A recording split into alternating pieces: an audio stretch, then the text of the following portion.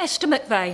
Thank you, Madam Chair, and it's a real pleasure to serve under your chairmanship today, Dame Siobhan. And I welcome today's debate, but it is deeply disappointing that such a debate is needed. And we are only here because of the outcry from the public, outraged by a government and public institutions that continue to shy away from questions on ethnicity, immigration status and religion. We have also seen how the government's official inquiry into grooming gangs has not only moved at a glacial pace, but has also appointed one of their own, a Labour peer, to chair it, and involved a former council chief executive and a chair of the NHS Foundation Trust as panel members.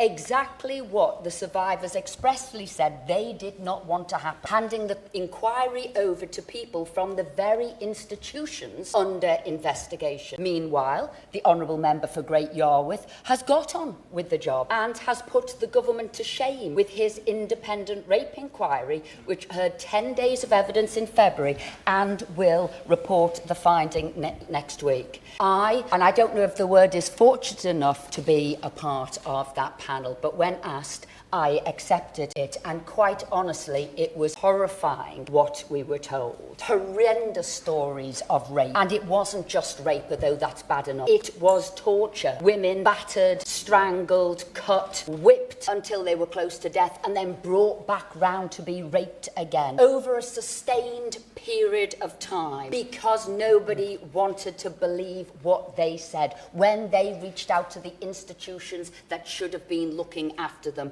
Some reaching out to the children's homes they were in, paid thousands of pounds a week and a year to look after them, and they were let down. Why? Because they were white, working class girls, many vulnerable, that people did not want to listen to and call them literally white trash. And they allowed others, elders they saw in a community, to be above reproach, and therefore they did not investigate at all. This is not a political football, a right-wing bandwagon, or a dog whistle issue. This is about life-altering suffering and abuse of the most shocking kind. Suffering and abuse that could have been prevented, and the survivors deserve to know the truth about the failings that was allowed to happen. I would hope that all of us here today can agree that the only thing that really matters is protecting children, and that we must do everything to put them first.